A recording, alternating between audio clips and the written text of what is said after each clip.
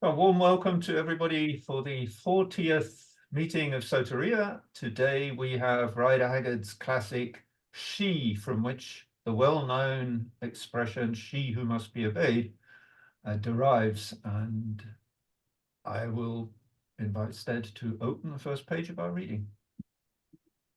Oh, we can all see that? Yes, I can. Well, Yeah. I can see it. Yeah. Good. This is a new format, an ebook. I think from Apple or something. I don't know, but let's see. No.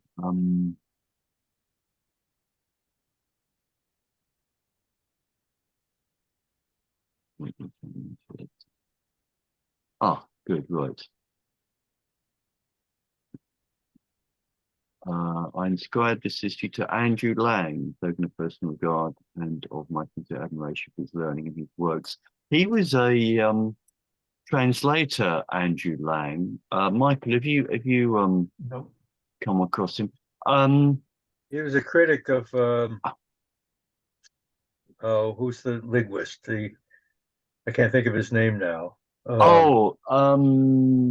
got into Yeah, who wrote about German Grimm? Was he critic of Grimm? no, not Grimm. Who came up with the whole Indo-European concept? I just can't think of his name right now. What? In the 19th century. Yes. Schlegel? You don't mean William Schlegel? Jones? So No. William. Oh, we're talking British or German? What was he? You don't mean Fraser, do you? Fraser's Golden Apple. Not Fraser. No. You all will know who I'm referring to, but I can't think of his name right now. Now you've got us. Winkelmann, Schlegel. I'm thinking. You sure it wasn't one of the Grimm brothers? Because they were central. Was it Gunther? There was it was in the 19th century. Gunther. No.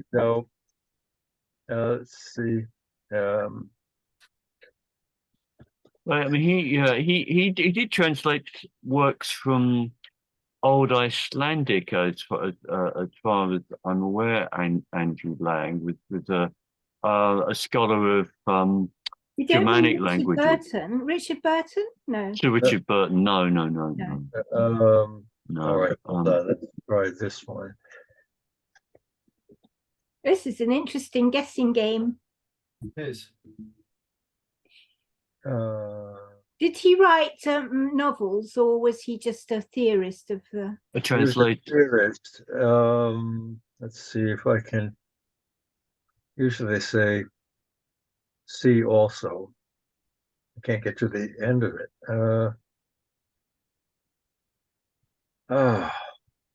He was the what was the society here in Britain? He was very active in that. The Tool Society. No, that was not in Britain, I think. Okay, in Britain. So I'm thinking very German. I've been here too long. All right. Not the Bovril man. No, that was Edward Lytton, I think. Lytton, yes. Edward Lytton, the Bovril man. I'm not finding it. Okay. Now you've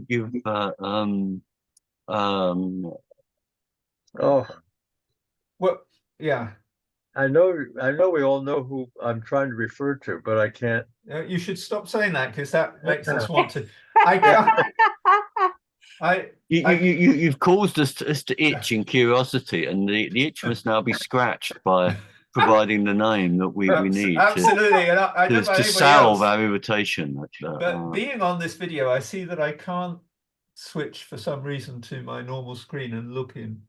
I've looked up Wikipedia. I've got some names here. Okay. Thomas Young, Franz Bopp. Bopp. He was a very important linguist. Yeah. Michael, you're suggesting that Andrew Lang disagreed with the person that formulated the concept of Indo-European. Yes, they had fierce debates. Albert Watkins, Joachim Schindler, Helmut Rix. No. Nope. Oh, Was he English? yes. Oh, the man you're not talking about Sir William Jones, Sir William Jones, that No. first drew the drew the similarities between Sanskrit and Greek and Latin, and propounded the idea that there was a commonality. That was rings a bell. That rings He a was the bell. first one that did that in India. He was, I think, a Right, judge in right. India. He took off from that. There's a Thomas Stevens, a Jesuit Thomas Stevens. He was a giant. I mean, I just can't. His name's not appearing in anything. He's a Grimm's Lord. A giant in what field, though? Literature or what? In linguistics, I think. Or maybe Rasmus Rask. No, he's not so well known, but he is What was it? Erasmus Rask? No, Rasmus Rask. He Is that a serious name? Yeah, he independently formulated Grimm's laws of historical change, I think. And he translated the Edda. Yeah.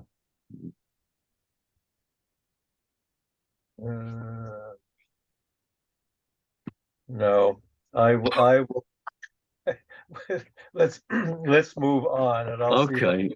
Okay. Right. Let's she. Okay. Right. I'll read the introduction, and I don't think it's going to be very long. I mean, in giving to the world the record of what's looked at as an adventure only is, I suppose, one of the most wonderful and mysterious experiences ever undergone by mortal men, I feel it incumbent on me to explain what my exact connection with it is.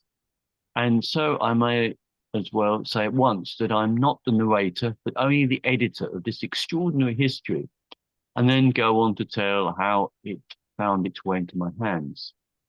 Some years ago, the editor was stopping with a friend, Vir Doctissimus et Amicus Meus, at a certain university, which for the purpose of this history we will call Cambridge, and was one day much struck with the appearance of two persons whom I saw going arm in arm down the street.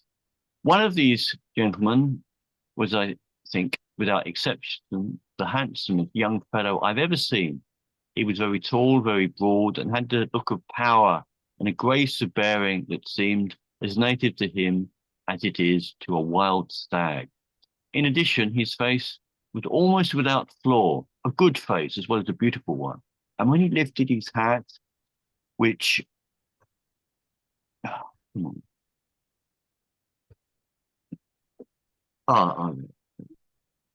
which he did just then to a passing lady, I saw that his head was covered with little golden curls growing close to the skull. Good gracious, I said to my friend with whom I was walking. Why, that fellow looks like a statue of Apollo come to life. What a splendid man he is. Yes, she answered. He is the handsomest man in the university and one of the nicest too. They call him the Greek god. But look at the other one. He's Vince's, that's the god's name, guardian, and supposed to be full of every kind of information. They called him Charon. I looked and found the older man quite as interesting in his way as the glorified specimen of humanity at his side. He appeared to be about 40 years of age, and was, I think, as ugly as his companion was handsome. To begin with, he was shortish, rather bow-legged, very deep-chested, and with unusually long arms. He had dark hair and small eyes, and the hair grew right down on his forehead, and his whiskers grew right up to his hair, so that there was uncommonly little of his countenance to be seen. Altogether, he reminded me forcibly of a gorilla, and yet there was something very pleasing and genial about the man's eye. I remember saying that I should like to know him. All right, answered my friend. Nothing easier. I know Vinci. I'll introduce you. And he did, and for some minutes we stood chatting. About the Zulu people, I think, for I'd just returned from the Cape at that time. Presently, however, a stoutish lady, whose name I do not remember, came along the pavement, accompanied by a pretty fair-haired girl, and these two, Mr. Vinci, who clearly knew them, at once joined, walking off in their company. I remember being rather amused because of the change in the expression of the older man, whose name I discovered was Holly, when he saw the ladies advancing. He suddenly stopped short in his talk, cast a reproachful look at his companion, and, with an abrupt nod to myself, turned and marched off alone along the street, across the street. I heard afterwards that he was popularly supposed to be as much afraid of a woman as most people are of a mad dog, which accounted for his precipitate retreat. I cannot say, however, that young Vinci showed much aversion to feminine society on this occasion. Indeed, I remember laughing and remarking to my friend at the time that he was not the sort of man whom it would be desirable to introduce to the lady one was going to marry, since it was exceedingly probable that the acquaintance would end in a transfer of her affections.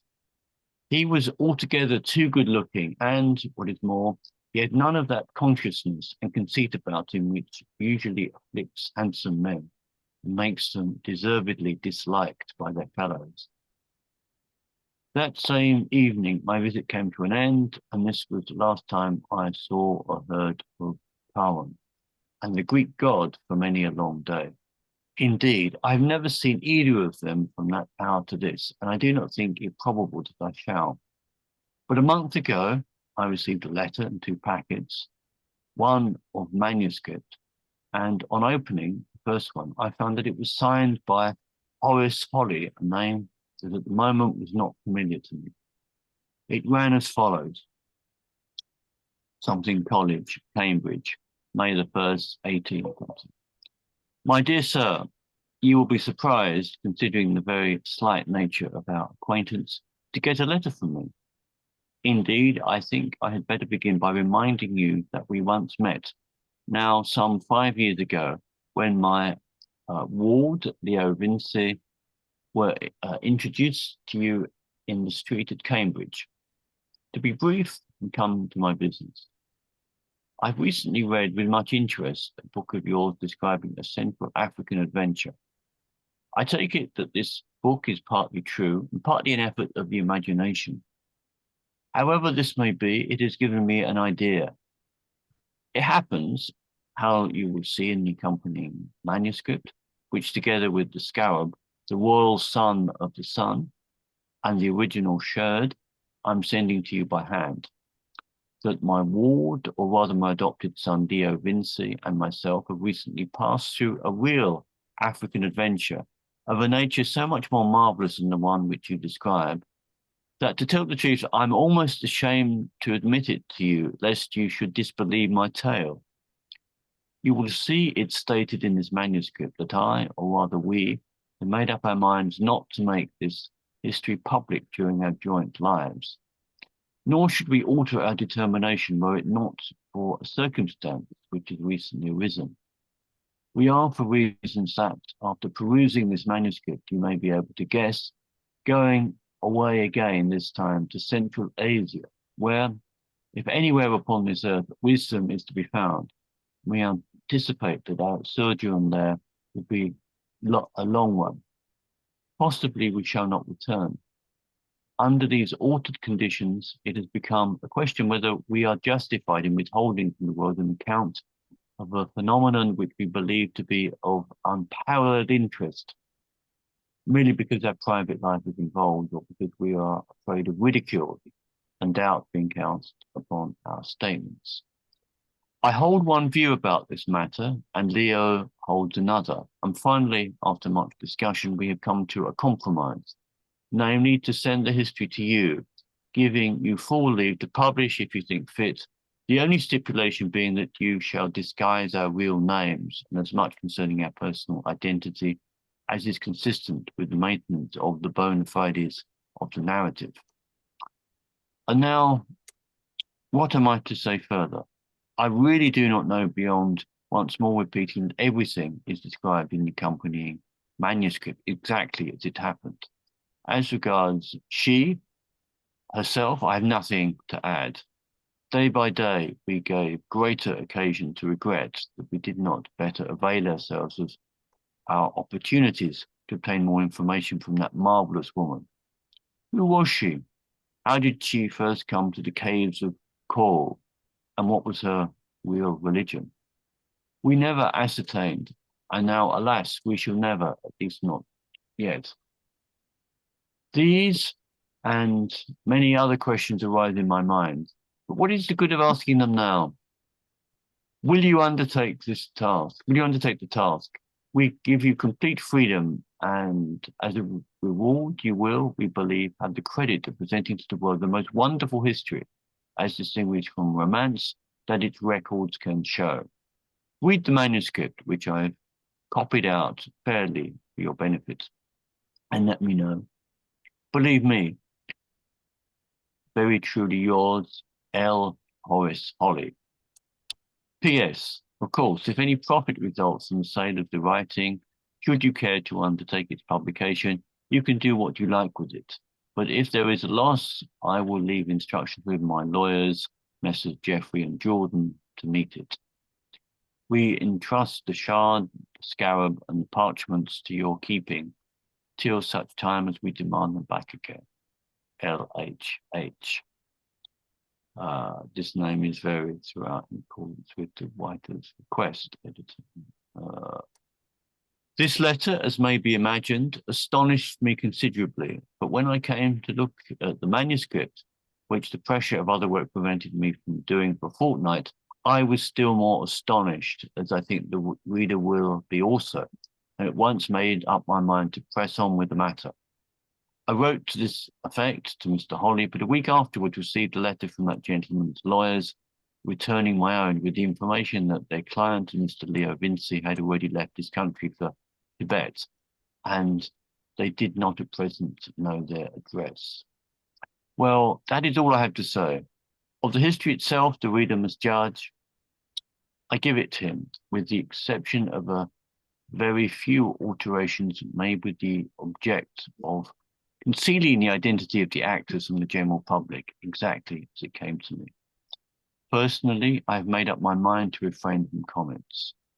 At first, I was inclined to believe that this history of a woman on whom, clothed in the majesty of her almost endless years, the shadow of eternity itself lay like the dark wing of night, was some gigantic allegory of which I could not catch the meaning.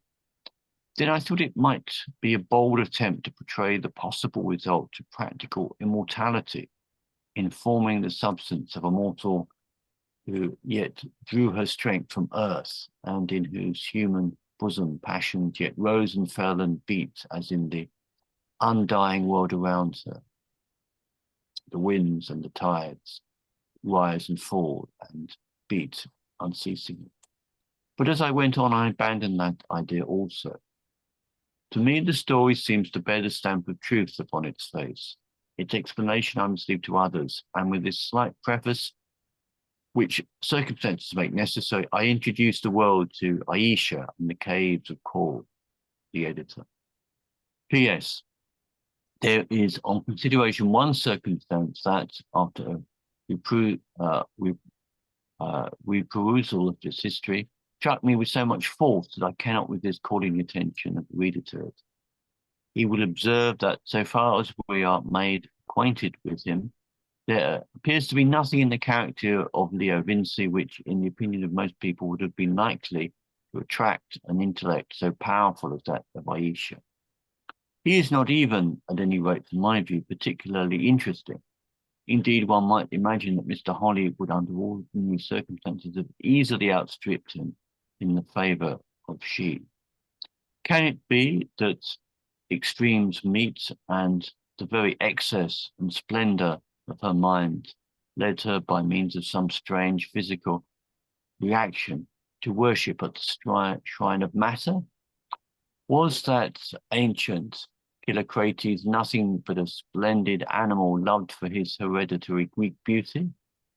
Or is the true explanation what I believe it to be, namely that Aisha, seeing further than we can see, perceived the germ and smouldering spark of greatness which lay hid within her lover's soul, and well knew that under the influence of her gift of life, watered by her wisdom and shone upon with the sunshine of her presence, it would bloom like a flower and flash out like a star, filling the world with light and fragrance.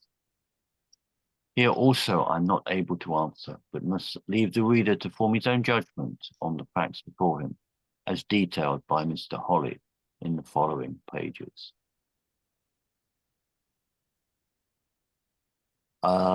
Edith, would you like to start on the story proper? I'd like to apologize before you start. Oh, hello. Sorry, I didn't see you, AJ. How are you? I just popped in. I'm just have a lot of chaos in the house because my wife spent all last week in the hospital and Oh, I'm sorry to hear that. Yeah. I was running around doing things, trying to take care of her. So my apologies, but continue, please.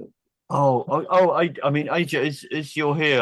Well, is this was your suggestion? Perhaps you'd like to start if you're able to. If you want me to, I'll defer to Edith if she wants to go. But No, you go, because I'm just getting myself some hot water bottles because it's a bit cold here.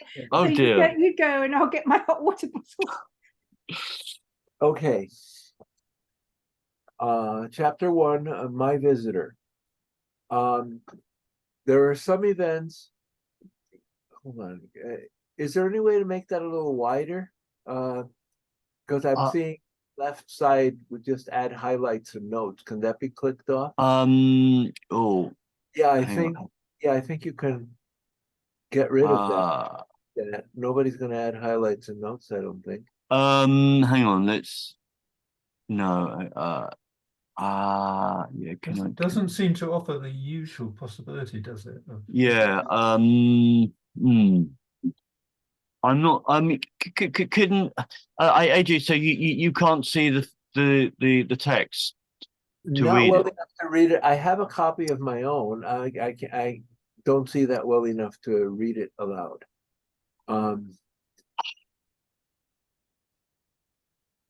Yeah, this is the first time I've used this. I'm not. What program is that? I think it's ebooks or something on Apple. Okay, all right. Do you mind? I have exactly the same thing here. It's not ebooks, it's Project Gutenberg, but I don't think they changed the No. text. So if you don't, you can scroll for other people. Yeah, sure. Yeah, if you can, yeah, read that. So, apologies. And It's very interesting to see if there are any discrepancies. Yeah. That would be outrageous. It would be interesting if that happened. Yeah. Okay, so let me try this. There are some events of which each circumstance and surrounding detail seems to be graven on the memory in such fashion that we cannot forget it. And so it is with the scene I am about to describe. It rises as clearly before my mind at this moment as though it had happened but yesterday. It was in this very month, something over 20 years ago, that I, Ludwig Horace Holly, was sitting one night in my rooms at Cambridge, grinding away at some mathematical work. I forget what. I was to go up for my fellowship within a week and was expected by my tutor and my college generally to distinguish myself. At last, I wearied out, I flung my book down, and going to the mantelpiece, took down a pipe and filled it. There was a candle burning on the mantelpiece and the long, narrow glass at the back of it. And as I was in the act of lighting the pipe, I caught sight of my own countenance in the glass and paused to reflect. I caught sight of my own, no, that's the same thing. The lighted match burned away till it scorched my fingers, forcing me to drop it. But still I stood and stared at myself in the glass and reflected. Well, I said aloud at last, it is to be hoped that I shall be able to do something with the inside of my head, for I shall certainly never do anything by help of the outside. This remark will doubtless strike anybody who reads it as being slightly obscure, but I was in reality alluding to my physical deficiencies. Most men of 22 are endowed at a rate with some share of the comeliness of youth, but to me even this was denied. Short, thick-set, deep-chested, almost to deformity, with long sinewy arms, heavy features, deep-set gray eyes, a low brow half overgrown with a mop of thick black hair, like a deserted clearing on which the forest had once more begun to encroach. Such was my appearance nearly a quarter of a century ago, and such, with some modification, it is to this day. Like Cain, I was branded by nature with the stamp of abnormal ugliness, as I was gifted by nature with iron and abnormal strength and considerable intellectual powers. So ugly was I that the spruce young men of my college, though they were proud enough of my feats of endurance and physical prowess, did not even care to be seen walking with me. Was it wonderful that I was misanthropic and sullen? Was it wonderful that I brooded and worked alone and had no friends, at least only one? I was set apart by nature to live alone and drew comfort from her breast, hers only. Women hated the sight of me.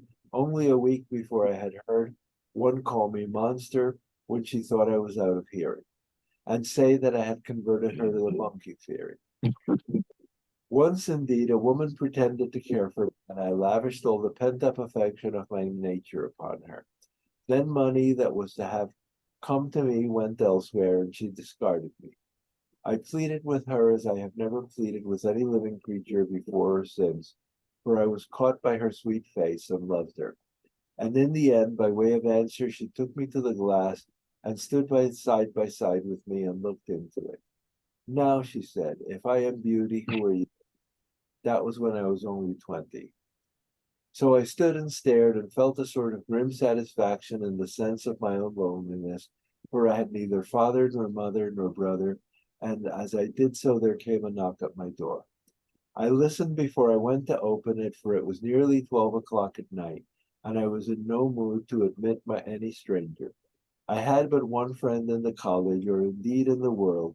Perhaps it was he. Just then the person outside the door coughed, and I hastened to open it, for I knew the cough. A tall man of about 30, with the remains of great personal beauty, came hurrying in, staggering beneath the weight of a massive iron box, which he carried by a handle with his right hand. He placed the box upon the table and then fell into an awful fit of coughing. He coughed and coughed till his face became quite purple, and at last he sank into a chair and began to spit up blood.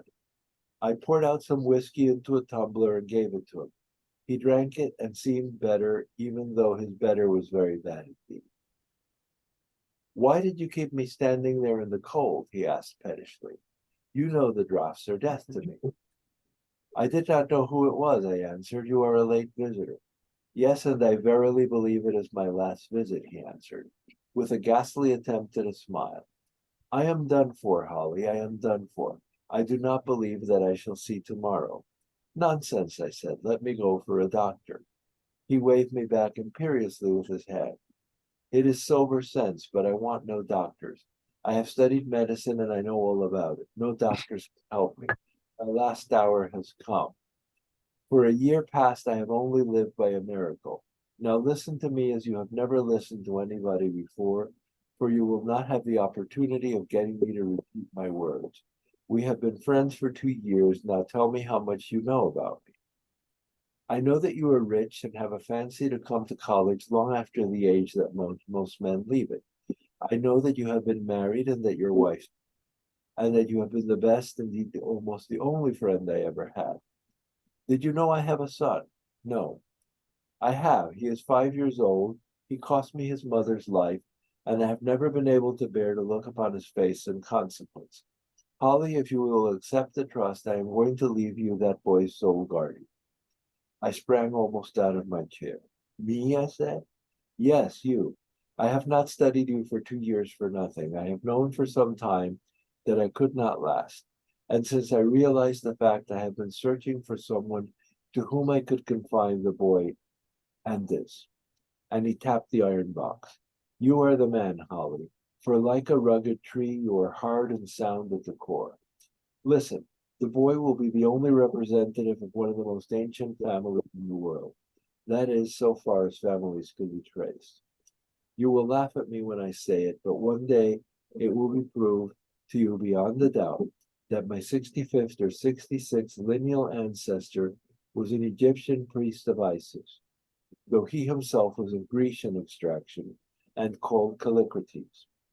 His father was one of the Greek mercenaries raised by Hathor, the Mendesian pharaoh of the 29th dynasty, and his grandfather or great-grandfather, I believe, was that very Callicrates mentioned by Herodotus. In or about a year 339 before Christ, just as the final fall of the pharaohs, this Callicrates, the priest, broke his vows of celibacy and fled to Egypt with a princess of royal blood who had fallen in love with him, and was finally wrecked upon the coast of Africa, somewhere, I believed, in the neighborhood of where Delagoa Bay now is, or rather to the north of it, he and his wife being saved and all remainder of their company destroyed one way or the other. Here they endured great hardships, but were at last entertained by a mighty queen of a savage people, a white woman of peculiar loveliness, who under circumstances which I cannot enter into, but which you will one day learn if you live, from the contents of this box, finally murdered by ancestor Callicrates. His wife, however, escaped, how I know not, to Athens, bearing a child with her, whom she named Tithyssenes, or the Mighty Avenger. 500 years or more afterwards, the family migrated to Rome under circumstances of which no trace remains, and here, probably with the idea of preserving the idea of vengeance, which we find set out in the name of Tithyssenes, they appear to have pretty regularly assumed the cognomen of Vindex, or Avenger. Here, too, they remained for another 5 centuries or more, till about 770 AD, when Charlemagne invaded Lombardy, where they were then settled, whereon the head of the family seems to have attached himself to the great emperor and to have returned with him across the Alps, and finally to have settled in Brittany. 8 generations later, his lineal representative crossed to England in the reign of Edward the Confessor, and in the time of William the Conqueror was advanced to great honor and power.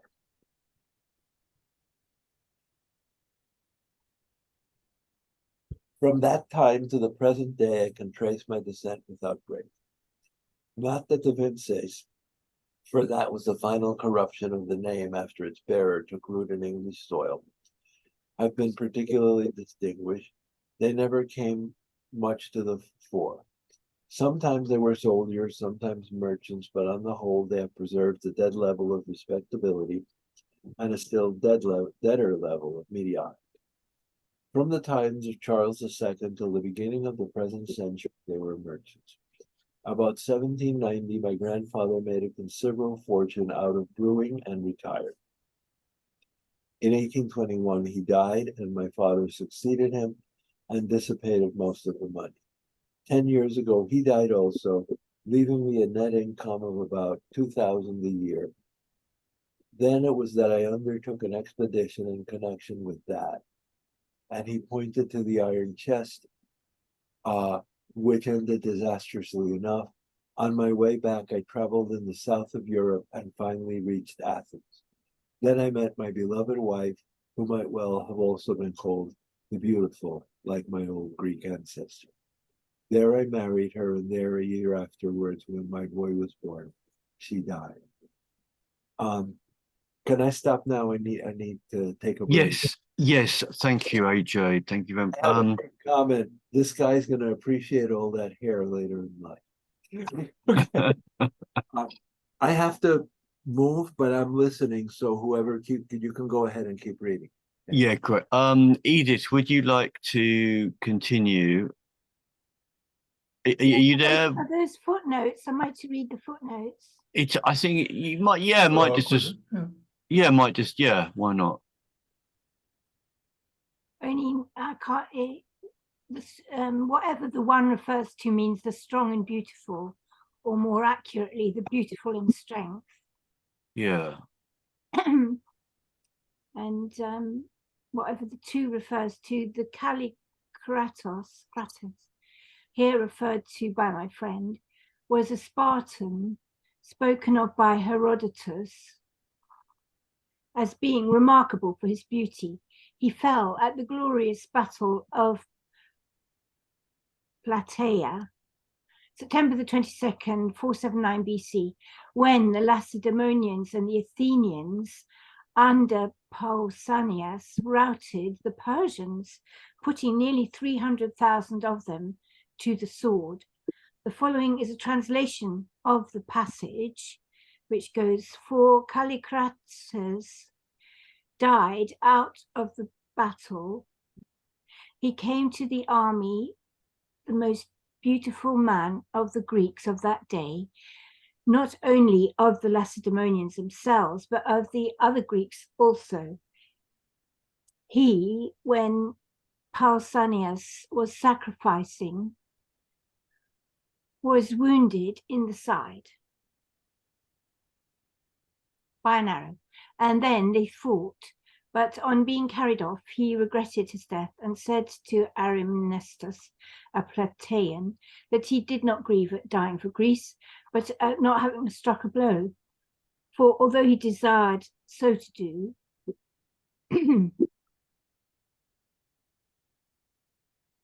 wait a minute. Performed. At not having struck a blow, or although he desired so to do, performed any deed worthy of himself. This Callicrates, who appears to have been as brave as he was beautiful, is subsequently mentioned by Herodotus as having been buried among the Iwaneg. Iwaneg. I don't know what's the last letter? It is, I think, isn't it? Is it a Z or Iwanez? Yeah, Yeah. yeah, I think it's an S actually. Yeah, yeah. So Michael, do we have agreement that that's likely to be an S? Yes. Yeah, yeah. It is in Iwanez. Russian, and there's some similarity. I think Yeah. that's Yeah. where name Irene comes from. Iwanez. Yes. Anyway, But- it means the young commanders, apart from the other Spartans and the Helots.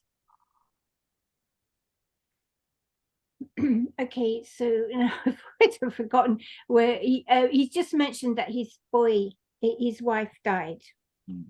Is that right? He paused a while, his head sunk upon his hand, and then continued. My marriage had diverted me from a project which I cannot enter into now. I have no time, Holly. I have no time. One day, if you accept my trust, you will learn all about it. After my wife's death, I turned my mind to it again, but first it was necessary, or at least I conceived that it was necessary, that I should attain to a perfect knowledge of Eastern dialects, especially Arabic. It was to facilitate my studies that I came here. Very soon, however, my disease developed itself, and now there is an end of me. And as though to emphasize his words, he burst into another terrible fit of coughing. I gave him some more whiskey, and after resting, he went on. I have never seen my boy Leo since he was a tiny baby. I never could bear to see him, but they tell me that he is a quick and handsome child. In this envelope, and he produced a letter from his pocket addressed to myself, I have jotted down the course I wish followed in the boy's education. It is a somewhat peculiar one. At any rate, I could not entrust it to a stranger. Once more, will you undertake it? I must first know what I am to undertake, I answered. You are to undertake to have the boy Leo to live with you till he is 25 years of age, not to send him to school, remember. On his 25th birthday, your guardianship will end, and you will then, with the keys that I give you now, and he placed them on the table, open the iron box and let him see and read the contents and say whether or no he is willing to undertake the quest. There is no obligation on him to do so. Now, as regards terms, my present income is 2,200 a year. Half of that income I have secured to you by will for life, contingently on your undertaking the guardianship. That is 1,000 a year remuneration to yourself.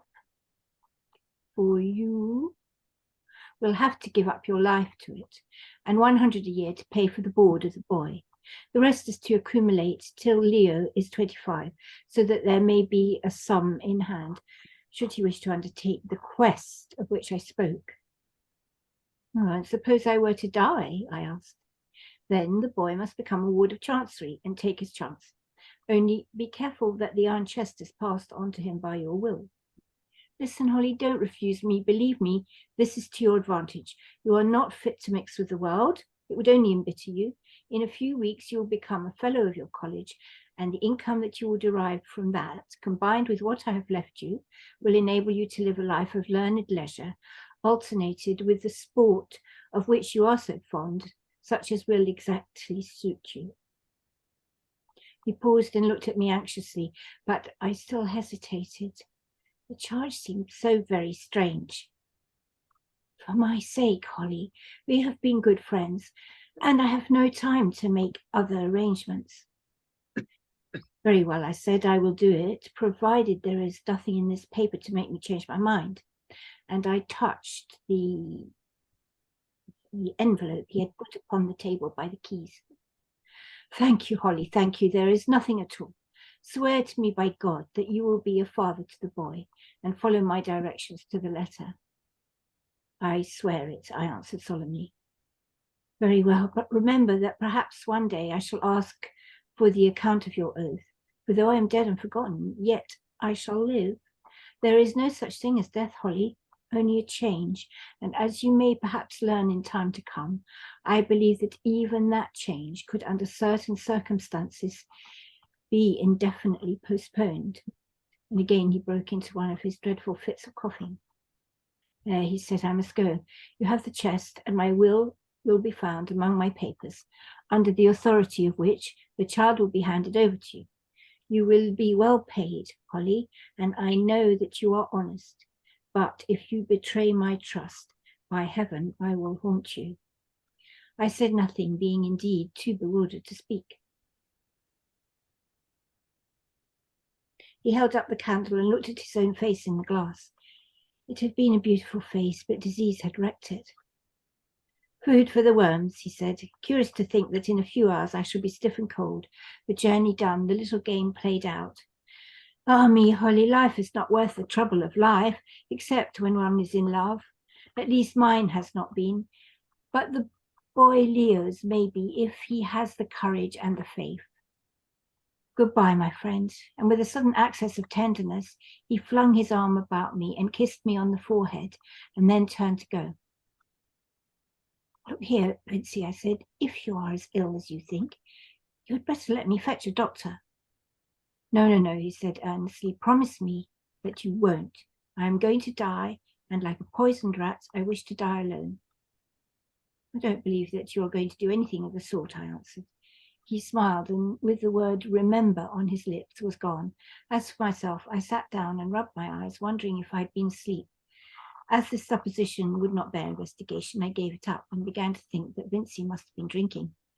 I knew that he was and had been very ill, but still it seemed impossible that he could be in such a condition as to be able to know for certain that he would not outlive the night. Had he been so near dissolution, surely he would scarcely have been able to walk and carry a heavy iron box with him.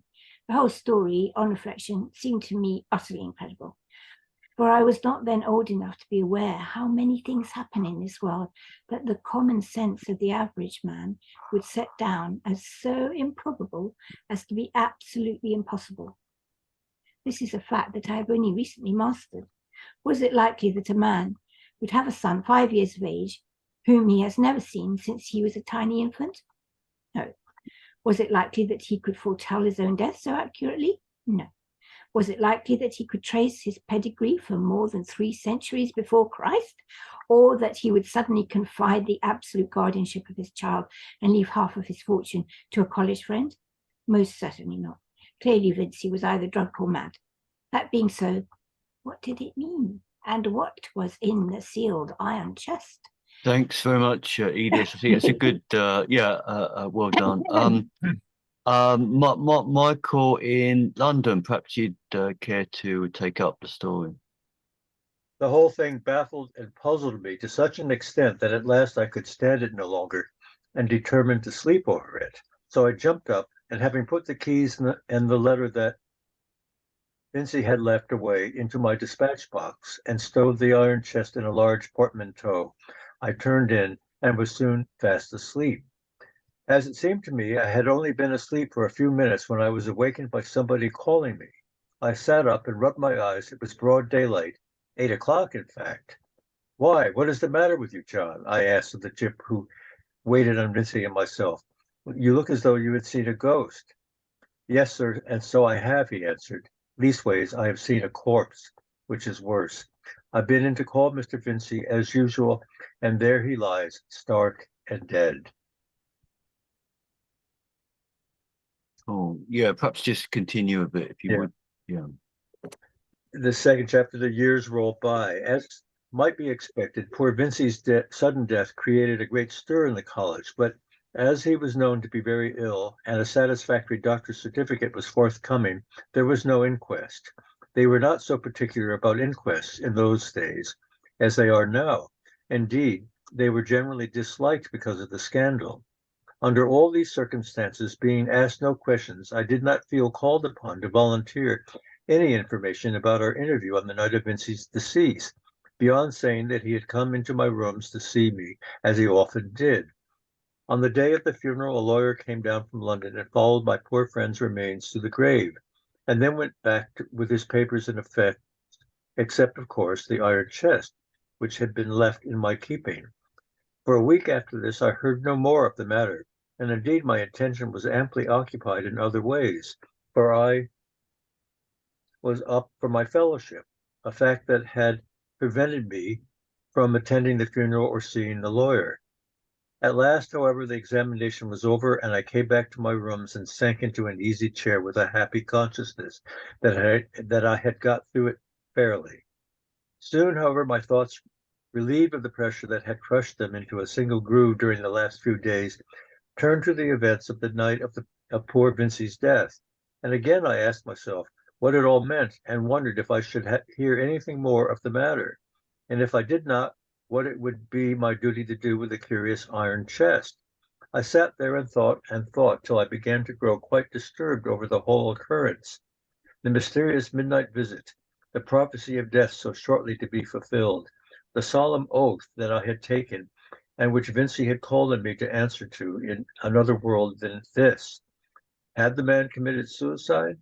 It looked like it. And what was the quest of which he spoke?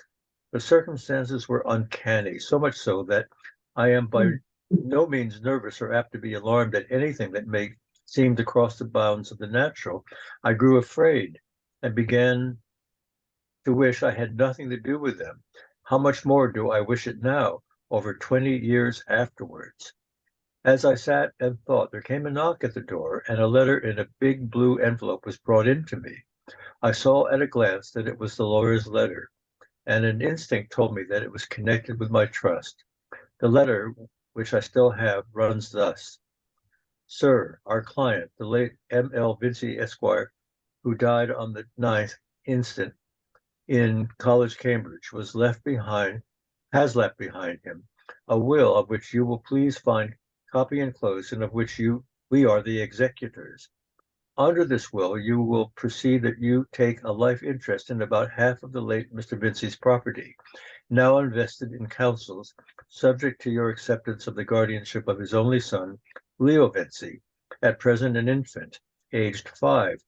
Had we not ourselves drawn up the document in question in obedience to Mr. Vincy's clear and precise instructions, both personal and written, and had he not then assured us that he had very good reasons for what he was doing, we are bound to tell you that its provisions seem to us of so unusual a nature that we should have felt bound to call the attention of the court of chancery to them, in order that such steps might be taken as seemed desirable to it, either by contesting the capacity of the testator or otherwise. to safeguard the interests of the infant. As it is, knowing that the testator was a gentleman of the highest intelligence and acumen, and that he has absolutely no relations living to whom he could have confided the guardianship of the child, we do not feel justified in taking this course. Awaiting such instructions as you please to send us as regards the delivery of the infant and the payment of the proportion of the dividends due to you, we remain, sir, faithfully yours, Jeffrey and Jordan, Horace L. Holly, Esquire. I put down the letter and ran my eye through the will, which appeared from its utter unintelligibility to have been drawn on the strictest legal principles. So far as I could discover, however, it exactly bore out what my friend Vincey had told me on the night of his death. So it was true after all. I must take the boy. Suddenly I remembered the letter which Vincey had left in the chest. I fetched and opened it. It only contained such directions as he had already given to me as to opening the chest on Leo's 25th birthday, and laid down the outlines of the boy's education, which was to include Greek, the higher mathematics, and Arabic. At the end, there was a postscript to the effect that if the boy died under the age of 25, which, however, he did not believe would be the case, I was to open the chest and act on the information I obtained if I saw fit. If I did not see fit, I was to destroy all the contents. On no account was I to pass them on to a stranger. As this letter added nothing material to my knowledge, and certainly raised no further objection in my mind to entering on the task I had promised my dead friend to undertake, there was only one course open to me, namely to write to Messrs. Jeffrey and Jordan and express my acceptance of the trust, stating that I should be willing to commence my guardianship of Leo in 10 days' time. This done, I went to the authorities of my college, and having told them as much of the story as I considered desirable, which was not very much, after considerable difficulty succeeded in persuading them to stretch a point, and in the event of my having obtained a fellowship, which I was pretty certain I had done, allowed me to have the child to live with me.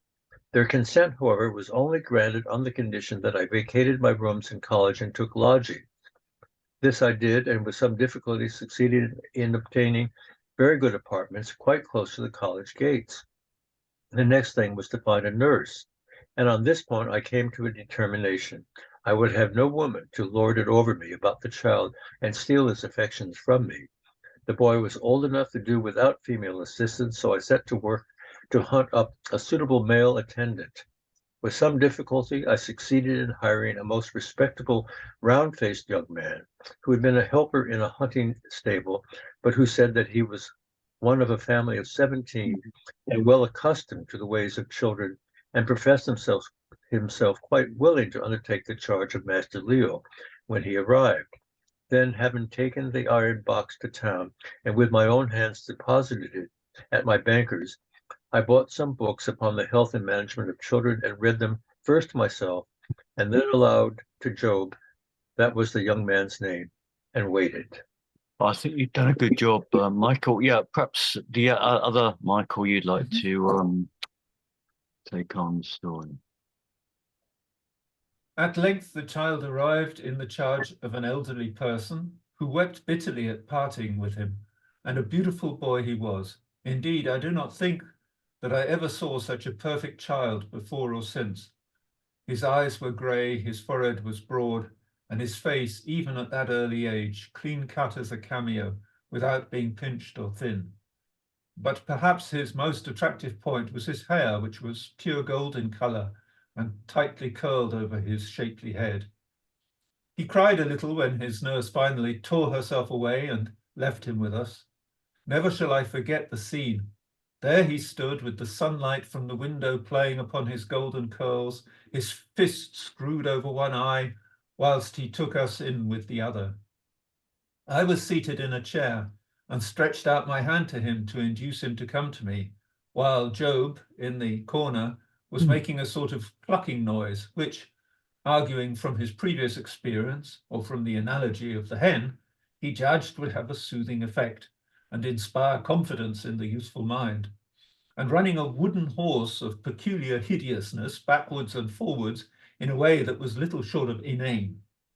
This went on for some minutes, And then all of a sudden, the lad stretched out both his little arms and ran to me. "I like you," he said. "You is ugly, but you is good." 10 minutes afterwards, he was eating large slices of bread and butter with every sign of satisfaction. Job wanted to put jam onto them, but I sternly reminded him of the excellent works that we have read and forbade it.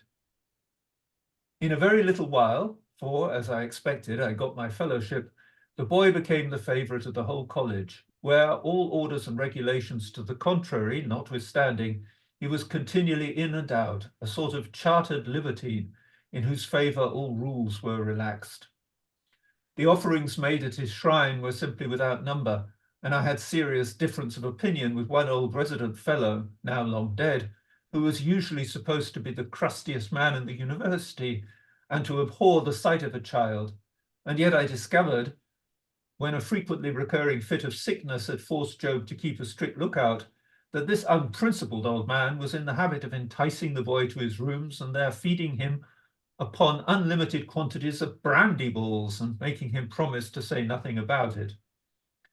Job told him that he ought to be ashamed of himself, at his age too, when he might have been a grandfather, if he had done what was right, by which Job understood had got married, and thence arose the row. But I have no space to dwell upon these delightful years, around which memory still fondly hovers. One by one they went by, and as they passed, we two grew dearer and yet more dear to each other.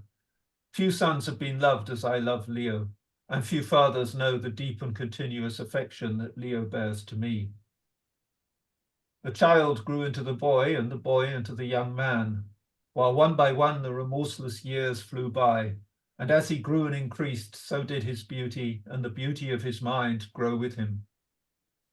When he was about 15, they used to call him Beauty about the college, and me they nicknamed the Beast. Beauty and the Beast were what they called us when we went out walking together, as we used to do every day.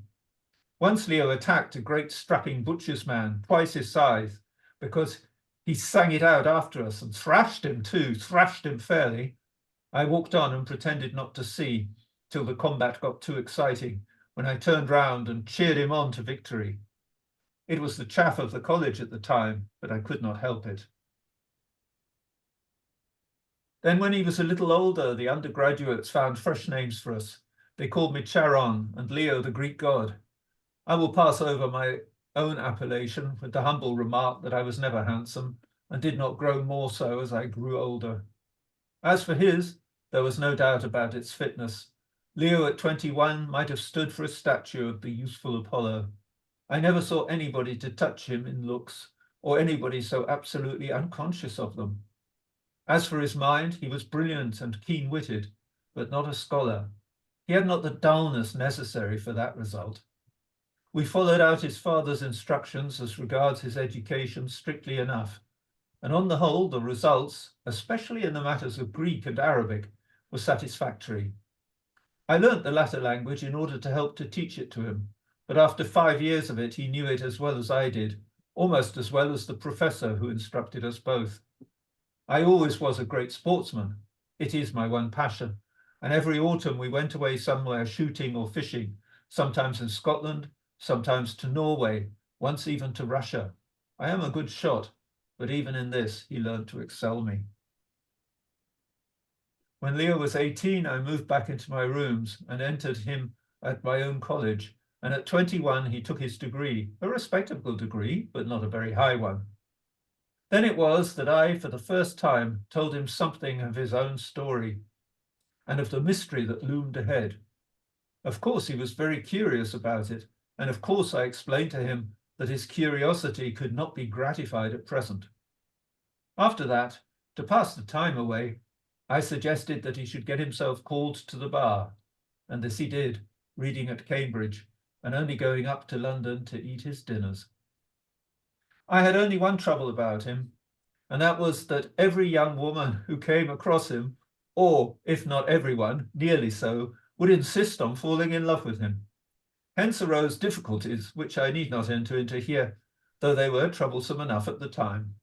On the whole, he behaved fairly well. I cannot say more than that. And so the time went by till at last he reached his 25th birthday, at which date this strange and in some ways awful history really begins.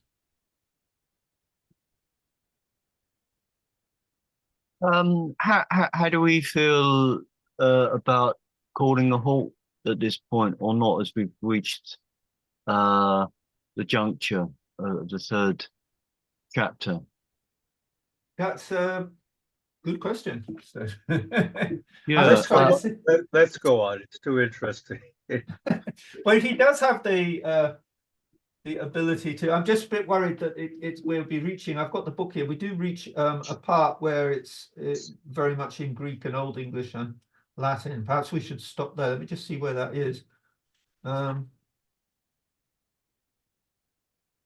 Yes, it's about it's sort of coming up a little. Oh no, it is a bit ahead. Should I read for a few more minutes? Yeah, definitely. Yeah, okay. Because this is the story proper, so I might be just a bit. The Sherd of Amenartus. On the day preceding Leo's 25th birthday, we both journeyed to London and extracted the mysterious chest from the bank where I had deposited it 20 years before. It was, I remember, brought up by the same clerk who had taken it down. He perfectly remembered having hidden it away. Had he not done so, he said, he would have had difficulty in finding it. It was so covered up with cobwebs. In the evening, we returned with our precious burden to Cambridge, and I think we might, both of us, have given away all the sleep we'd got that night and had not been much the poorer. At daybreak, Leo arrived in my room in a dressing gown and suggested that we should at once proceed to business. I scouted the idea as showing an unworthy curiosity. The chest had waited 20 years, I said, so it could very well continue to wait until after breakfast. Accordingly, at 9, an unusually sharp 9, we breakfasted, and so occupied was I with my own thoughts that I regret to state that I had put a piece of bacon into Leo's tea in mistake for a lump of sugar.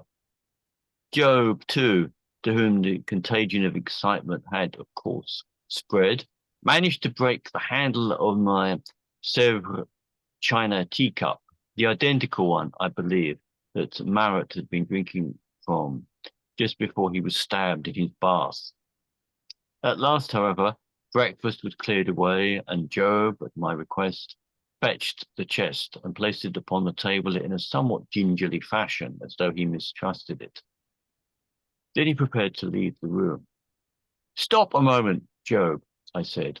"If Mr. Leo has no objection, I should prefer to have an independent witness to this business who can be relied upon to hold his tongue unless he is asked to speak." "Certainly, Uncle Horace," answered Leo, for I'd brought him up to call me uncle, though he varied the appellation somewhat disrespectfully by calling me old fellow or even my avuncular relative. Job touched his head, not having a hat on. "Lock the door, Job," I said, "and bring me my dispatch box." He obeyed, and from the box I took the keys that poor Vincy, Leo's father, had given me on the night of his death. There were 3 of them, the largest a comparatively modern key, the second an exceedingly ancient one, and the third entirely unlike anything of the sort we had ever seen before, being fashioned apparently from a strip of solid silver, with a bar placed across to serve as a handle, and leaving some nicks cut in the edge of the bar. It was more like a model of an antediluvian railway key than anything else. "Now are you both ready?" I said, as people do when they're going to fire a mine. There was no answer, so I took the big key, rubbed some salad oil into the wards, and after 1 or 2 bad shots, my hands were shaking, managed to fit it and shoot the lock. Leo bent over and caught the massive lid in both his hands, and with an effort, for the hinges had rusted, forced it back. Its removal revealed another case covered with dust. This we extracted from the iron chest without any difficulty, and removed the accumulated filth of years from it with a clothes brush. It was or appeared to be ebony or some such close-grained blackwood, and was bound in every direction with flat bands of iron. Its antiquity must have been extreme, for the dense, heavy wood was in parts actually commencing to crumble from age. Now for it, I said, inserting the second key. Job and Leo bent forward in breathless silence. The key turned and I flung back the lid and uttered an exclamation, and no wonder, for inside the ebony case was a magnificent silver casket, about 12 inches square by 8 high.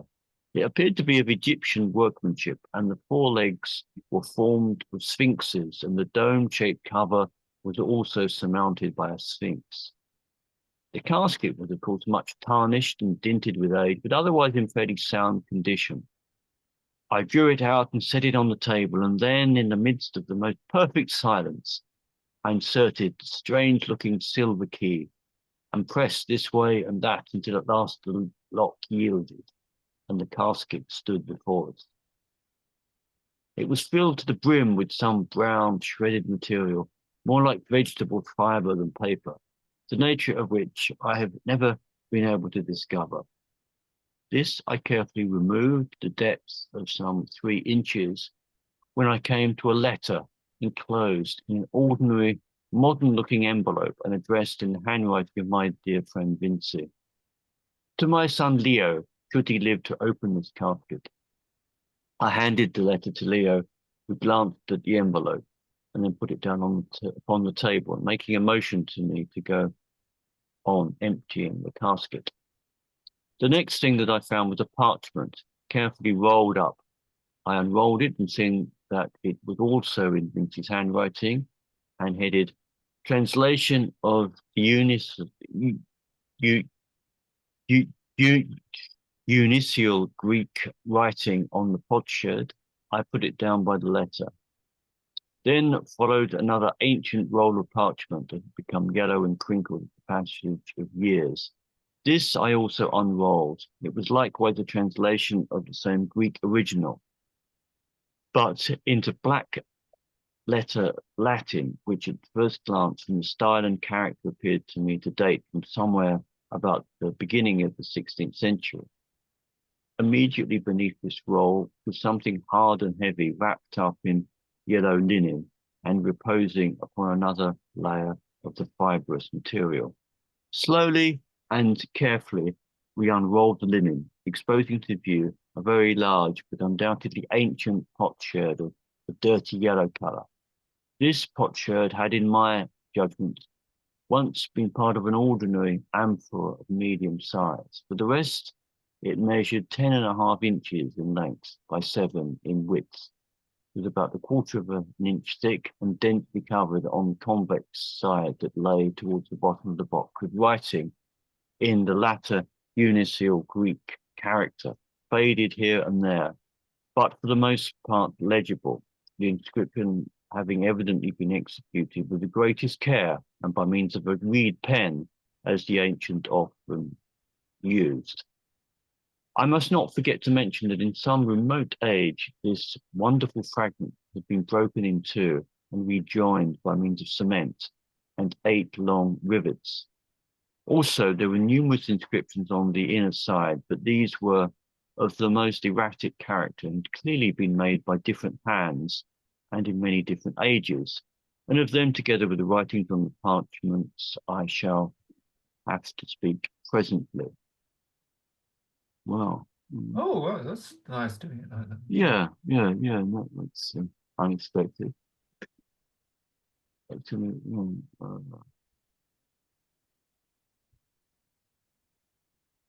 is there anything more? Asked Leo in a kind of excited whisper. I groped about and produced something hard, done up in a little linen bag. Out of the bag, we took first a very beautiful miniature done upon ivory, and secondly, a small chocolate-colored composition, scarabaeus, marked thus. Symbols which we have since ascertained mean Sultan Sera, which is being translated the royal son of Ra, or the sun. The miniature was a picture of Leo's Greek mother, a lovely dark-eyed creature. On the back of it was written in poor Vinci's handwriting, "My beloved wife." "That is all," I said. "Very well," answered Leo, putting down the miniature, which he'd been gazing affectionately. "Let us now read the letter." And without further ado, he broke the seal and read aloud as follows. "My son Leo, when you open this, if you ever live to do so, you will have attained to manhood, and I should have been long enough dead to be absolutely forgotten by nearly all who knew me. Yet in reading it, remember that I have been, and for anything you know may still be, and that in it, through this link of pen and paper, I stretch out my hand to you across the gulf of death, and my voice speaks to you from the silence of the grave. Though I am dead and no memory of me remains in your mind, yet I am with you in this hour that you read. Since your birth to this day, I have scarcely seen your face. Forgive me this. Your life supplanted the life of one whom I love better than women are often loved, and the bitterness of it endureth yet. Had I lived, I should in time have conquered this foolish feeling, but I am not destined to live. My sufferings, physical and mental, are more than I can bear. And when such small arrangements as I have to make for your future well-being are completed, it is my intention to put a period to them. May God forgive me if I do wrong. At the best, I could not live more than another year.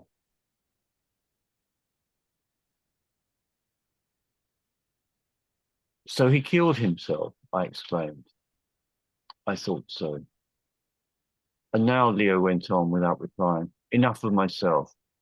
What has to be said belongs to you who live, not to me who am dead, and almost as much forgotten as though I had never been. Holly, my friend, to whom, if he would accept the trust, it is my intention to confide you, will have told you something of the extraordinary antiquity of your race. In the contents of this casket, you will find sufficient to prove it. The strange legend that you will find inscribed by your remote ancestress upon the potsherd was communicated to me by my father on his deathbed and took a strong hold in my imagination.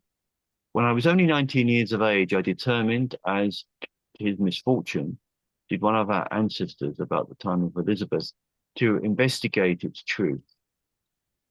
Into all that befell me, I cannot enter now, but this I saw with my own eyes. On the coast of Africa, in a hitherto unexplored region, some distance to the north of where the Zambezi falls into the sea, there is a headland at the extremity of which a peak towers up, shaped like the head of a Negro, similar to that of which the writing speaks. I landed there and learnt from a wandering native who had been cast out by his people because of some crime which he had committed, that far inland, a great mountain shaped like cups and caves surrounded by measureless swamps. I learnt also that the people there speak a dialect of Arabic and are ruled over by a beautiful white woman who is seldom seen by them, but who is reported to have power over all things living and dead. 2 years after I had ascertained this, the man died of fever contracted in crossing the swamps, and I was forced by want of provisions and by symptoms of an illness which afterward frustrated me to take to my dhow again. Of the adventures that befell me after this, I need not now speak. I was wrecked upon the coast of Madagascar and rescued some months afterward by an English ship that brought me to Arden, whence I started for England, intending to prosecute my search as soon as I'd made sufficient preparations. On my way, I stopped in Greece, and there, for omnia vincit amor, I met your beloved mother and married her, and there you were born, and she died. Then it was that my last illness seized me, and I returned hither to die. But still I hoped against hope and set myself to work to learn Arabic with the intention, should I ever get better, of returning to the coast of Africa and solving the mystery of which the tradition has lived so many centuries in our family. But I have not got better, and so far as I'm concerned, the story is at an end.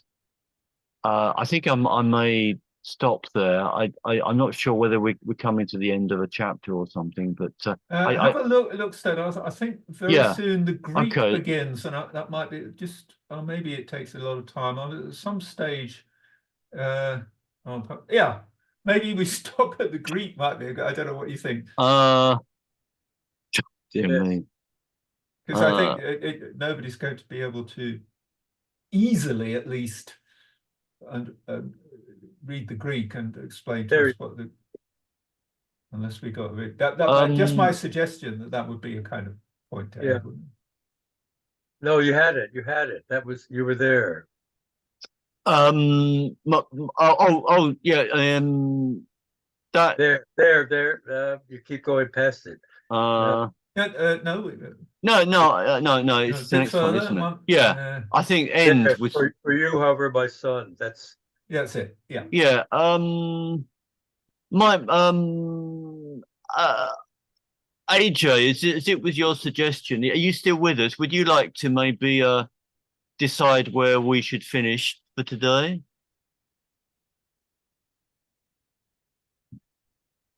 I think you're on mute, AJ. Sorry, there was some noise a little while Oh. ago. How about we should finish at the end of the what do you call it? The quote from Amanarchus of the Royal House of Pharaoh at the end of that.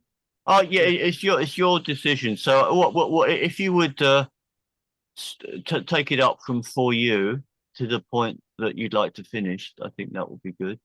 Okay, let me see. Okay. For you, however, my son, it is not at an end, and to you I hand on these results of my labor, together with the hereditary proofs of its origin. It is my intention to provide that they shall not be put into your hands until you have reached an age when you will be able to judge for yourself whether or no you will choose to investigate what, if it is true, must be the greatest mystery in the world, or to put it Oh. by fatal fable, originating in the first place in a woman's disordered brain. I do not believe it is a fable. I believe that it can only be rediscovered. There is a spot that, if it can only be rediscovered, there is a spot where the vital forces of the world visibly exist. Life exists. Why, therefore, should not the means of preserving it indefinitely exist also? But I have no wish to prejudice your mind about the matter. Read and judge for yourself. If you are inclined to undertake that search, I have so provided you that you will not lack for means. If, on the other hand, you are satisfied that the whole thing is a chimera, then I adjure you, destroy the potsherd and the writings, and let the cause of troubling be removed from our race forever. Perhaps that will be wise. The unknown is generally taken to be terrible, not as the proverb would infer, but from the inherent superstition of man, but because so often it is terrible.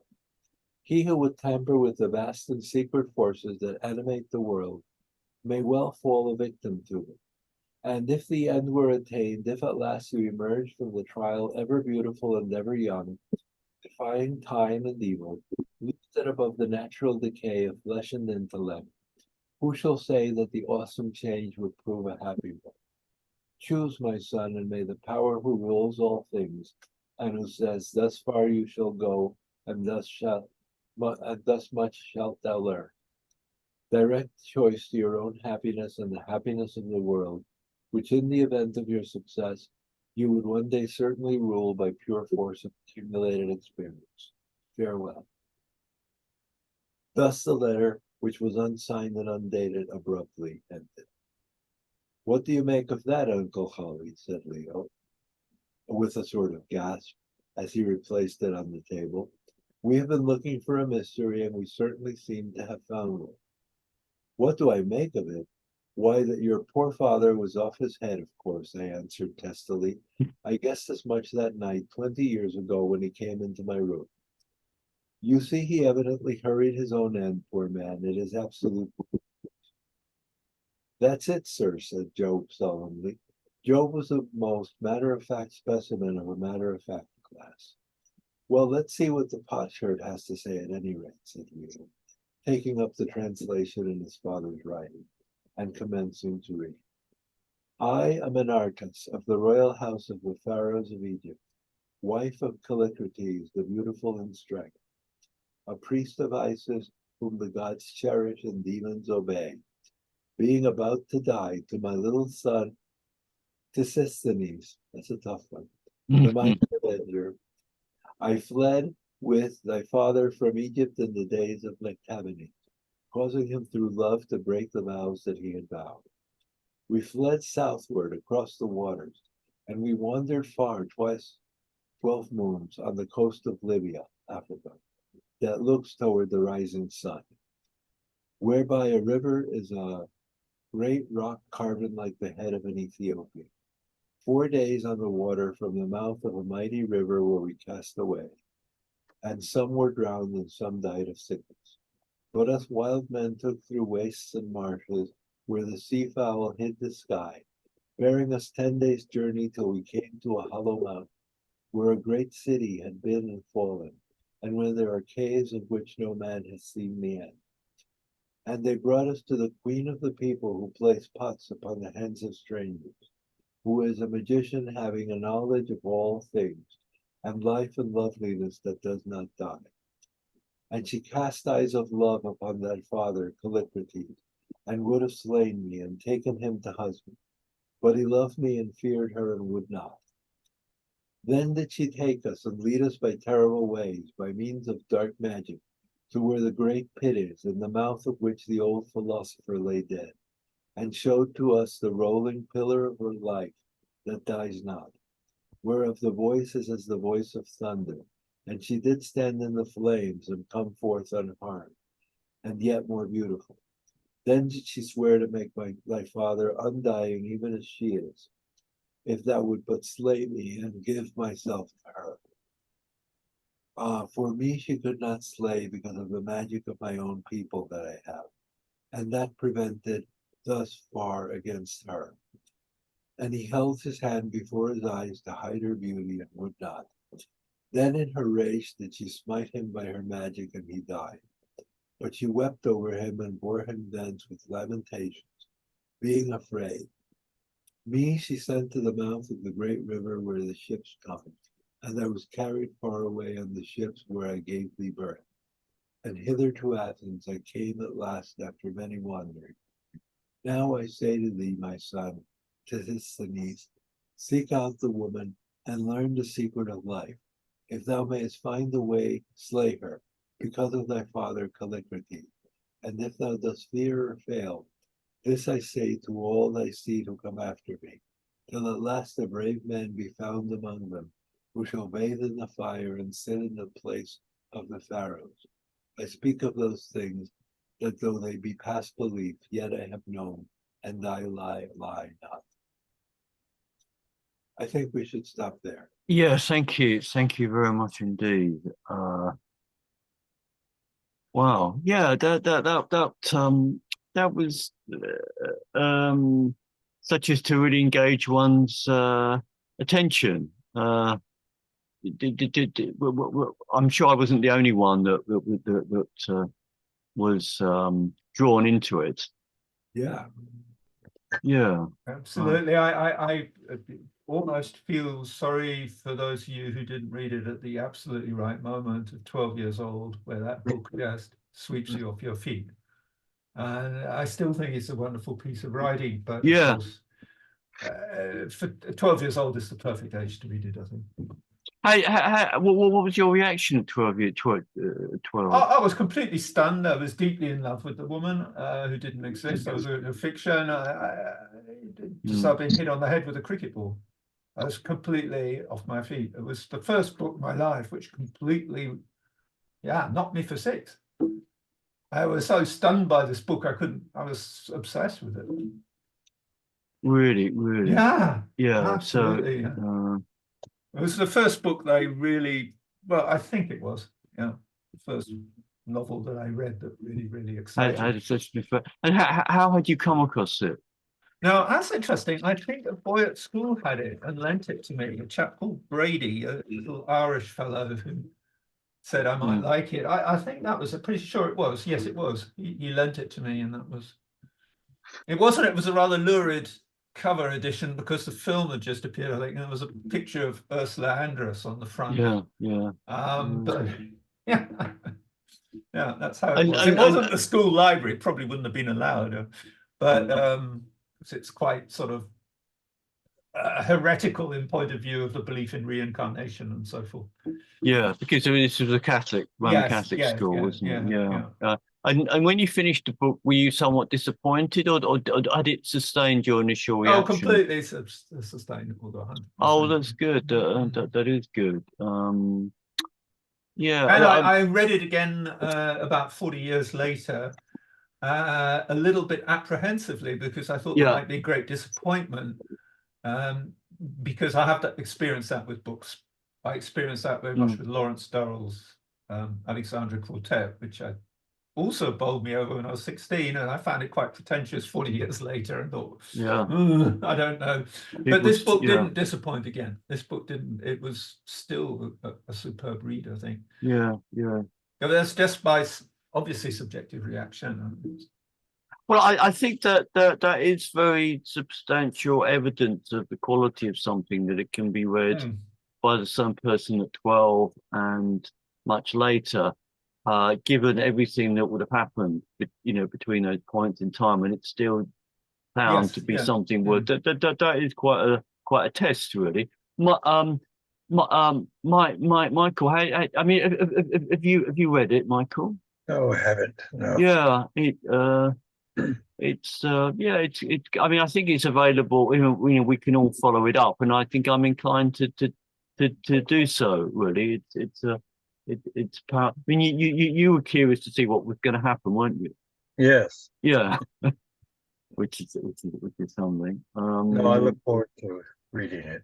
Yeah. Can I mean, you've got an Apple, haven't you? So you can follow the format. You can, you should have free access to it. Can you get it online? Yeah, I mean, I think it's easily available. Yes, it's easily available. I mean, you've got ebooks, I think, as a program.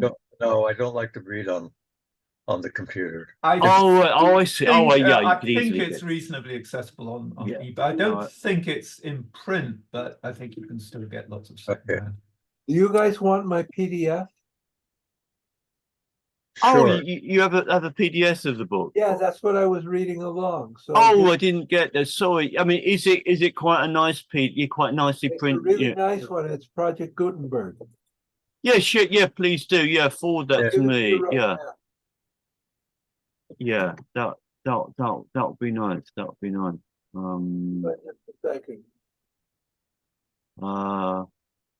I'll give it to you right now. I'll put it in the chat box. Yeah, I could download it from there. Great.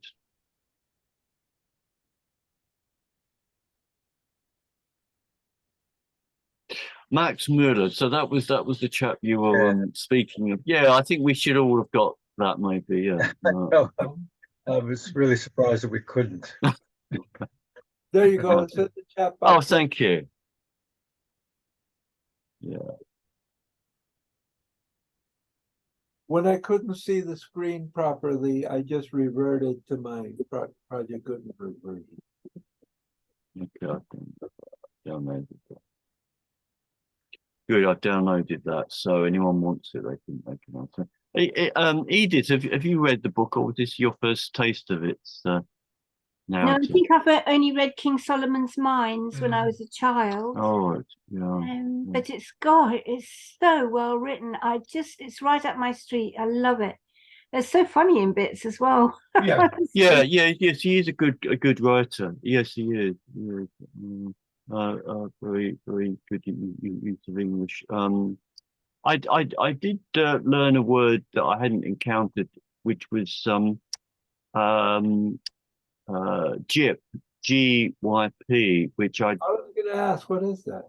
Yeah, that is the name of a servant at Cambridge, I think. Is that only Cambridge? I mean, the name is vaguely familiar. I think, but Yeah, I was surprised at my fairly yeah, I mean, my concise dictionary does list it. I'll just go back to the entry. Have a look. Yeah, yeah. A college servant at Cambridge. Oh, and Durham. Oh, you went to Durham, Michael. yeah, that's interesting. It might be why the name is sort of somehow I knew it without thinking about it, I think. Oh, that's interesting. But I certainly didn't know it was only Cambridge and Durham. That is very, so not Oxford then. Or No. that is most peculiar, isn't it? Yeah.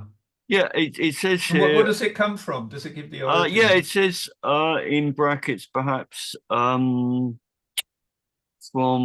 Gippo scallion, originally a short man's tunic, perhaps. Juppé from French.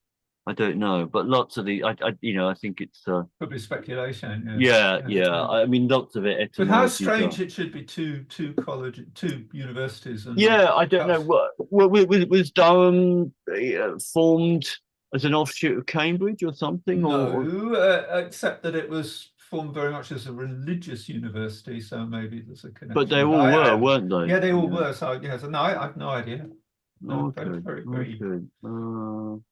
Yeah. Have you finished the book, AJ, or not? This was your. No, I saw the movie. I never. Yeah. But I just did something, hopefully for the general welfare. It's not too great.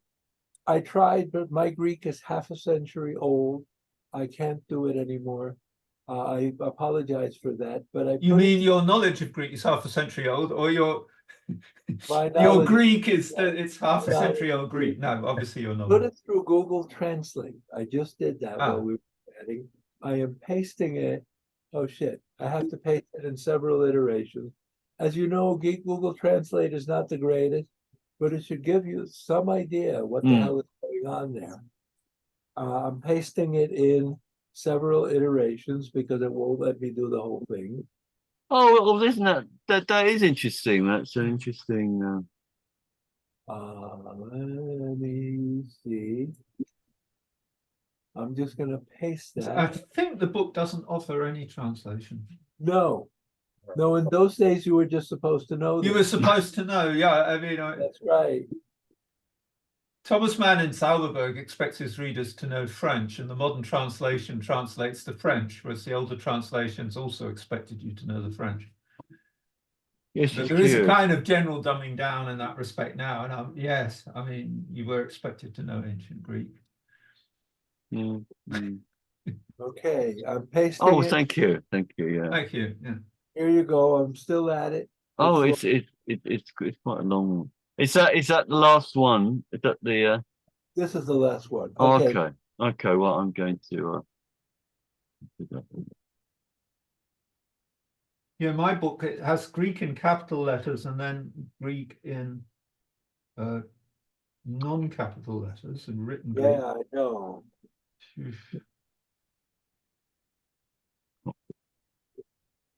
Oh, that's good. That's good. Yeah, I mean, Google Translate is quite broad now, and it does cover it does have Sanskrit as well, but it doesn't translate that very well because it's complex. And obviously with lots of languages, particularly, there are lots of options. Certainly, if one's translating from English into the language. But, so it's not perfect, but you can get the gist of what I'm in. Yeah. You know. Oh no. So instead, are you going to? Have you captured that, or I don't know how to capture these things, or you know what? I'll make it easy for you. I'll make it easy for you.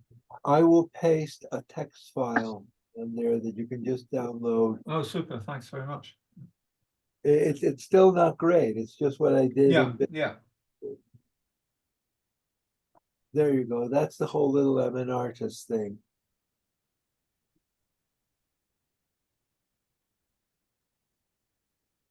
Yeah, I've copied it and just pasted it elsewhere. So So you can send it then to. yeah, if anyone is interested in yeah, it, that's great. good. That's good. I would think it is. Yeah. Oh well, yeah. Thanks, AJ, very much for this suggestion, and it's I tried really to struggle with it, but my brother, who was an archaeologist, taught me Greek literally half a century ago. And I thought I could do a little bit, not a lot. No, not this much, you know. yeah. Well, one would have thought. I mean, thought that there would be an edition that did have translation. That would be a nice thing. It's not too much wrong. Maybe. Supposed to know this stuff back then. Yeah. Yes, it's strange, There, isn't it? there are many books from that era where, as he said, they go into French, German, and they do a whole extended quote and don't even tell you what the hell is going on. Yeah. Yes, it is curious, isn't it? I It is. think in Ferrer's Life of Jesus, he offers translations of the Greek, but doesn't offer translations of the Latin because that would be too much dumbing down. Yeah. It's kind of strange because there's a Greek from something, and then he gives the English and the Latin. No, everybody knows Latin. All his readers know Latin. Yeah. Well, yeah. There's something to be said for that. There's something to be said for that. It's an encouragement to I think we've had a decent entertainment this afternoon, and now, what about December for people? Because it's a difficult month usually. No, Michael, are we looking at Allen Ginsberg? Yes. What day are we thinking?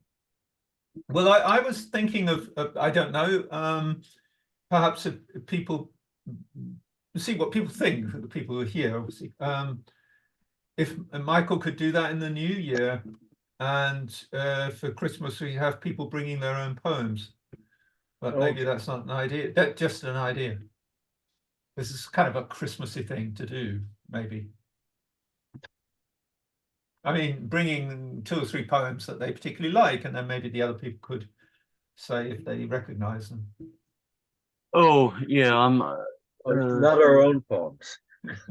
No, I promise you. Michael, I mean, you've written some decent poems. No. I was. I'm. Oh, other Michael. The other Michael as well. So it's not, you know. Well, that's always questionable how decent they are, but I've written some. Yeah. I think I certainly wrote a few about 1,000 years ago. I think. Oh, you have. Oh, I think that would be yeah. I mean, that sounds good. That sounds good. I have to find them. I don't know where they are. I can't promise anything. I'm gonna have to do some archaeology myself. That sounds good. That sounds good. Yeah. Okay. Then we have 3 people who could bring some of their own poems. Yeah. Anybody else? Anybody else? Instead, have you got something? Edith, you got something? No, I wouldn't want to bring it. You have, and you wouldn't want to. That's not fair. Edith, how about you? I don't know if she's still with us. Yes, she is. She is. I know that Hugh had read out something that he'd written, I think, last year. I think, which was actually good. That was nice. I don't know about Father Frank, whether he's got something. He's a man of many talents, I think. Well, what we could say, bring your own poems, or maybe. If you don't have your own poems, then some surprise poems. Seems maybe, yeah. Okay. Yeah. All right. So, but that, Michael, that would only be a postponement. Obviously, I mean that then we've got something for the new year as well, and that's good. Then we've got. Yeah. Yeah. Okay. So should we do that? What day do you want to do it? To do this? I don't know how easy I am actually. Hang on. I'm here the whole time, so it's arbitrary for me.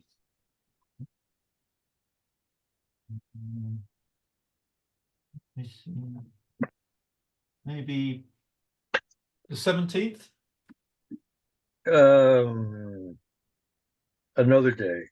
Another date. It doesn't really have to be a Sunday, does it? Or does, I mean, it could be a 16th. Is that a Saturday? That's a Saturday. Yeah. I would prefer a Sunday, but Michael in London, when would suit you? Your How about the 10th? Sunday the 10th? Okay. That works. Yeah, yeah. quite soon, but yeah. So Okay. AJ, do you think you could find your earlier works? But I will try. And I don't know. I would love to hear some poetry by you. I Realize I was a teenager at the time. Yeah, I can't imagine you without a beard and sort of younger than sort of 45, really. So, but it would be good. Yeah. Actually, A bit like the Dubliners, you can't imagine them as children.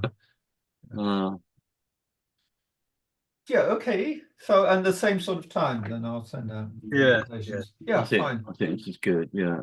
All right then. That's Good. nice. So I'm glad people came, although that was the third time. I think that's enough of Rider Haggard, though. Definitely, there are lots of other writers out there, and yeah. Yeah. Yeah. Okay. All right. Oh well. Thanks everyone for coming. Yes, and thank you. yeah, have a good time. Michael, and we'll have to meet. And I think it's my turn to pay for the coffee and cake wherever we go. So when you're ready. Shall we go to your Nordic bakery? Because that's the only place that I know you will eat. I don't think it exists anymore. Oh, really? Yeah. Oh. You can come. Yeah, come to my club at Marble Arch. Maybe that might be. Right. Yeah, I mean, it might be slightly different from your club, which has got or lots of women who are just produced from some mold. They're exactly the same. And they have a dress code. Yeah. All right, we can sort that out. Okay. Yeah, we'll sort that out. Okay. All right then. Yeah. Lovely to see anyone. Thanks, everybody. Yeah. Bye-bye. Goodbye. Bye. Thank Bye. you.